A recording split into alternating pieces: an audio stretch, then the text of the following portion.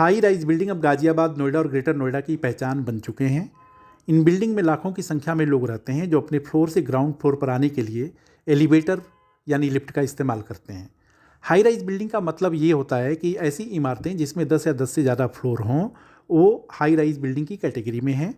जाहिर सी बात है कि ऐसी इमारतों से 10वीं फ्लोर से नीचे आने के लिए या उससे ऊपर के फ्लोर से नीचे आने के लिए लिफ्ट का इस्तेमाल करना ही होगा। लिफ्ट के इस्तेमाल के दौरान तरह तरह के हादसों की खबरें भी आती रही हैं, सुनाई भी देती रही हैं और देखने को भी मिली हैं।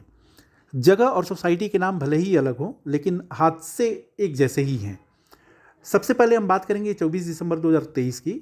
नोएडा के सेक्टर 125 में कमर्शियल इमारत की 8वीं मंजिल से लिफ्ट गिरी थी जिसमें आईटी कंपनी के 9 कर्मचारी घायल हो गए थे। इसी तरह सितंबर के महीने में ग्रेटर नोएडा में एक निर्माणाधीन सोसाइटी में लिफ्ट हादसा हुआ था जिसमें 9 लोग मरे थे। वैसे ही 3 अगस्त को नोएडा के सेक्टर 142 की एक सोसाइटी में लिफ्ट का तार टूटा जिसमें लिफ्ट गिरी और एक महिला की मौत हो गई। लिफ्ट हादसों पर लगाम लगाने के लिए योगी आदित्यनाथ कैबिनेट ने लिफ्ट एक्ट को मंजूरी दे दी है। पहले बात करेंगे कि इस लिफ्ट एक्ट में क्या खास है। निजी परिसर हो या सार्वजनिक, हर लिफ्ट या एस्केलेटर का पंजीकरण जरूरी होगा। लिफ्ट और एस्केलेटर के निर्माण में BIS मानकों का अनुपालन जरूरी है। अगर इसमें किसी तरह की खामी आई तो कार्रवाई होगी। दुर्घटना की स्थिति में यात्री जो कि लिफ्ट से जर्नी कर रहे हैं उनके लिए इंश्योरेंस का होना जरूरी है। लिफ्ट में आपातकालीन घंटी हो, इमरजेंसी बेल, CCTV कैमरा, पर्याप्त रोशनी और कम्युनिकेशन यानी कि इंटरकॉम की फैसिलिटी का होना जरूरी है।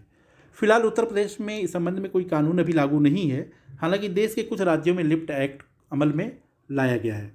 यह बात तो ठीक है कि देर से ही सही यूपी सरकार ने लिफ्ट हादसों पर लगाम लगाने के लिए कड़े कानूनों के साथ अपने तेवर को साफ कर चुकी है।